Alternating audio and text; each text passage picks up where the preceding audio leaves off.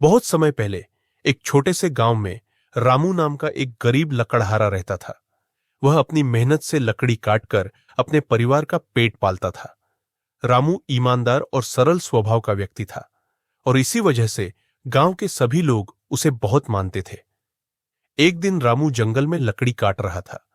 काम करते करते उसकी कुल्हाड़ी अचानक नदी में गिर गई।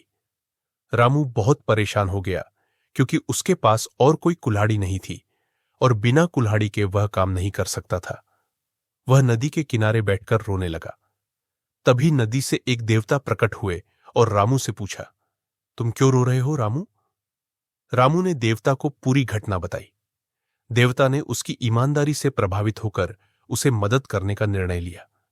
देवता नदी में गोता लगाकर सोने की कुल्हाड़ी लेकर आए और रामू से पूछा, क्या यह तुम्हारी कुल्हाड़ी है? रामू ने ईमानदारी से कहा, नहीं, यह मेरी कुल्हाड़ी नहीं है। फिर देवता ने दूसरी बार गोता लगाया और इस बार चांदी की कुल्हाड़ी लेकर आए। उन्होंने फिर पूछा, क्या यह तुम्हारी कुल्हाड़ी है? रामू ने फिर से कहा, नहीं, यह मेरी कुल्हाड़ी नहीं है। आखिर में देवता ने तीसरी बार गोता लगाया और लोहे की कुल्हाड़ी लेकर आए। इस बार रामू ने खुश होकर कहा, हां, यह मेरी ही कुल्हाड़ी है। देवता उसकी ईमानदारी से बहुत खुश हुए और इनाम के रूप में तीनों कुल्हाड़ियां उसे दे दी।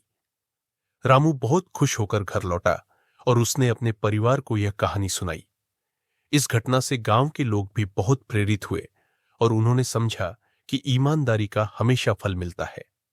रामू की ईमानदारी से उसे सोने और चांदी की कुल्हाड़ियां मिली, लेकिन सबसे बड़ा इनाम उसकी सच्चाई और सरलता थी। सीख, ईमानदारी से कभी हार नहीं होती।